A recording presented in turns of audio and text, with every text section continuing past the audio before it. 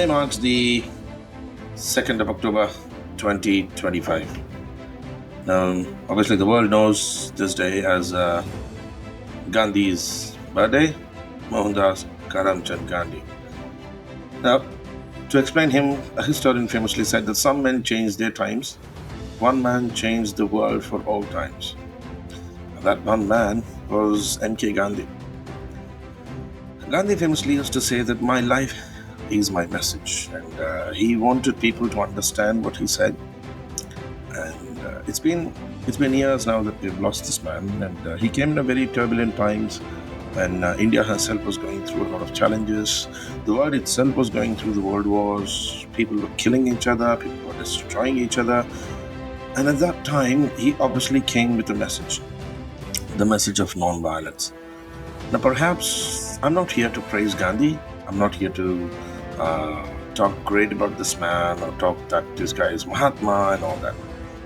I'm here simply as a historian to teach you real history. Gandhi, which most people tend to project, and particularly the political party he had been associated to until 1932, the Indian National Congress, has always projected him as the flag bearer of non-violence, flag bearer of reality, flag bearer of truth, peace, etc. But did you know that Gandhi famously, in his series of letters called My Mind, wrote that I would risk violence 1,000 times rather than risk emasculation of a whole race? I'll read you a verse of Gandhi. Gandhi famously said that I do believe that where there is only a choice between cowardice and violence, I would advise violence. Exactly. Gandhi advised violence. If violence and cowardice are the only two options one has, I would rather have India resort to arms in order to defend the honor than she should, in a cowardly manner, become or remain a helpless witness to her own dishonor. See, Gandhi believed that non-violence is infinitely superior to violence. Forgiveness is more manly than punishment. Forgiveness adorns a soldier. But abstinence is forgiveness only when there is power to punish. It is meaningless when it pretends to proceed from a helpless creature. Gandhi famously said that if our insistence on non-violence is only going to end India and make India an unfit country to survive, he suggested people to resort to violence.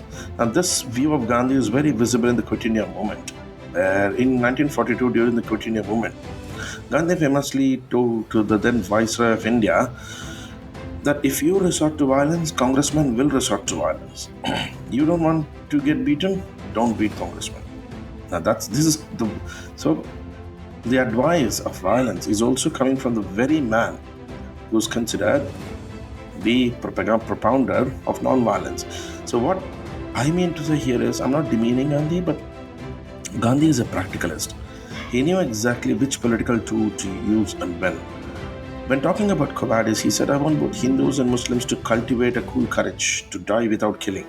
But if one has not that courage, I want him to cultivate the art of killing or being killed rather than in a cowardly manner flee from danger. He never wanted people to run away from the battleground.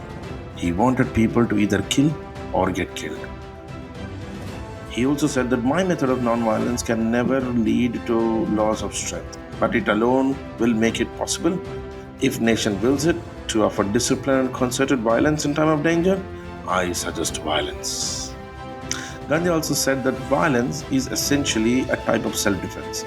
Self-defense is the only honorable course where there is an unreadiness of self-immolation. If people are not ready to die, he suggested people must go for violence.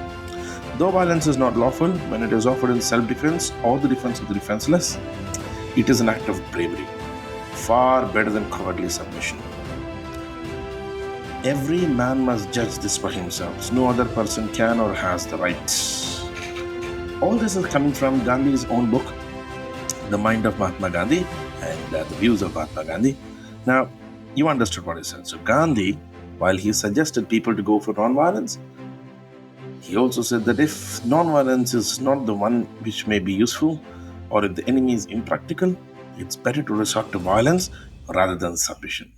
Now, that's an interesting dimension about Gandhi.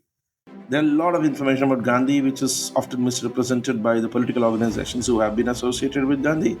They never followed him, they never understood him, they only misused him for their own political power. In a series of videos from now, this year, starting from Gandhi's birthday today, we are going to launch and I'm going to tell you some interesting facts about Gandhi. Please like, share, and subscribe this video and keep following me. I'll be coming back with a lot of information. Thank you guys. Bye bye.